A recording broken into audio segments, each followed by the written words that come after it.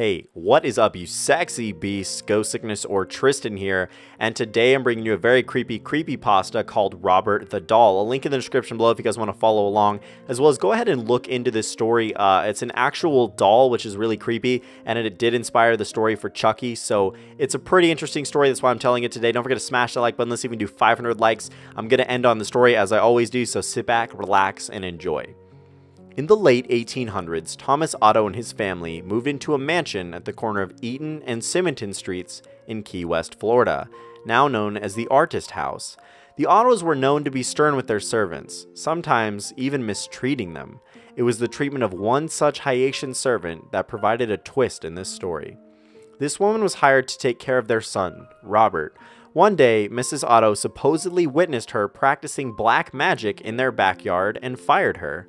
Before she left, the woman gave Robert a lifelike doll, which stood 3 feet tall, had buttons for eyes, human hair, believed to be Robert's, and was filled with straw.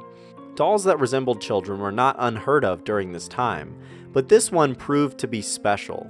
Robert named the doll after himself and often dressed it in his clothes. Robert the doll became his trustworthy companion. He took it with him on shopping trips into town. The doll had a seat at the dinner table, where Robert would sneak at bites of food when his parents weren't looking. Robert would even be tucked into bed with the boy at night. Soon, this innocent relationship took a strange nature. Soon after, Robert chose to be referred to by his middle name, Jean. After being scolded by his mother, he told her that Robert was the doll's name, not his. Jean was often heard in his room having conversations with Robert. Jean would say something in a childish manner and his responses could be heard in a much lower voice. Sometimes Jean would become very agitated, worrying the servants and his mother. She would, on occasion, burst in and find her son cowering in the corner while Robert sat perched in a chair or on a bed glaring at him. This was only the beginning. Household objects would be found thrown across the room. Jean's toys turned up mutilated and giggling could be heard. Whenever these unusual acts took place, Jean always said, "Robert did it." The boy took the punishment, but always insisted that the blame was Robert's. As the mischief grew, more and more servants took their leaves as new ones were hired. The Otto's relatives felt it was time to do something. With the recommendation of a great aunt, Jean's parents removed Robert from his care and placed him in a box in the attic. This is where he resided for many years. After the death of his father, Jean was willed his boyhood home. He decided to live in the Victorian mansion with his new wife. Jean had become an artist and felt the house was spacious and would provide a place for him to paint. He went to the attic and dusted off his childhood toy. He became attached to the doll despite his wife's displeasure. Jean would take the doll along with him everywhere they went. He even sat in his favorite little chair while Jean and his wife slept nearby.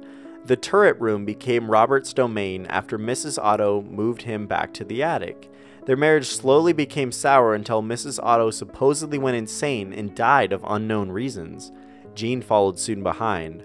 Robert supposedly attacked people, sometimes locking them in the attic. People who passed by claimed to hear evil laughter coming from the turret room. For some time, Robert remained in the empty house by himself until a new family purchased the mansion and restored it.